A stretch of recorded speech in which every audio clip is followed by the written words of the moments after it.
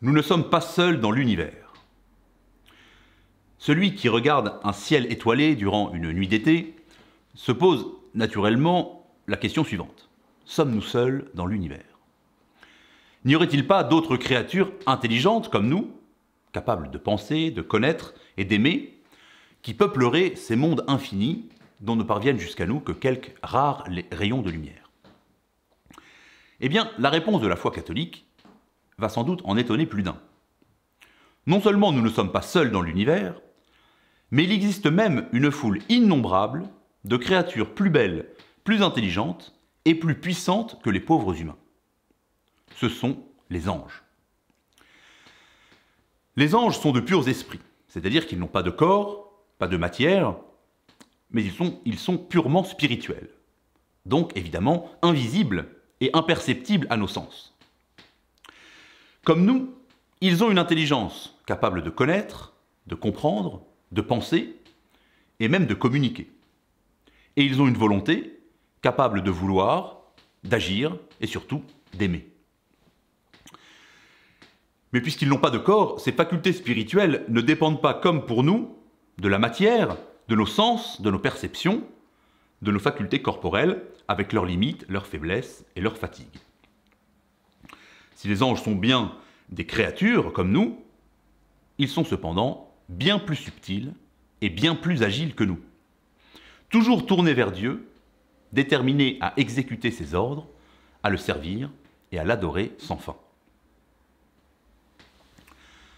Alors comment savons-nous que les anges existent?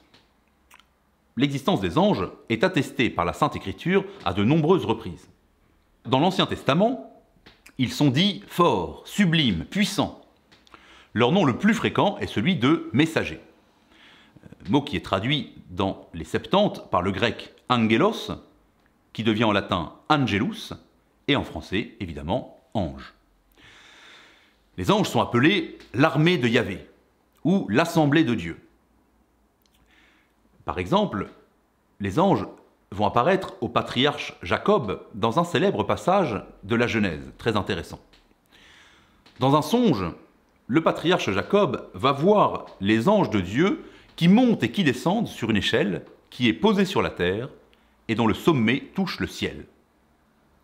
Cela signifie qu'ils sont donc des intermédiaires entre les hommes et Dieu. Dans d'autres passages, les anges écrivent la parole de Dieu, ou bien servent de médiateurs, ou bien exécutent les châtiments divins.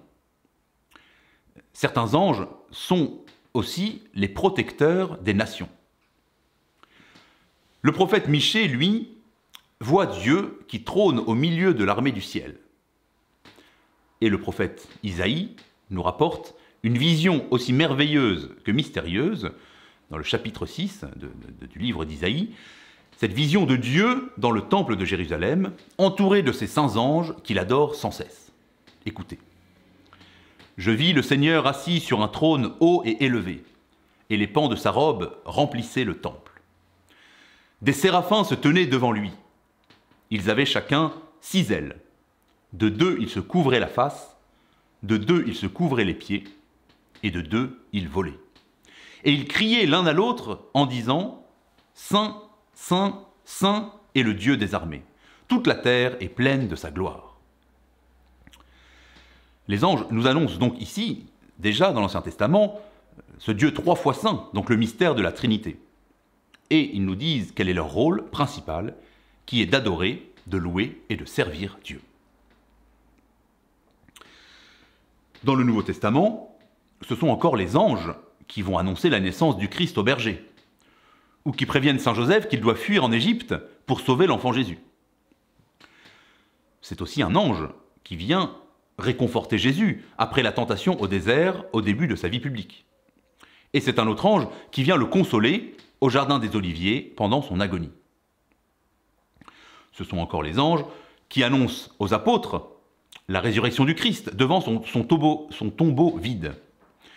Et des anges qui expliquent aux disciples que Jésus est monté au ciel après son ascension dans les Actes des Apôtres.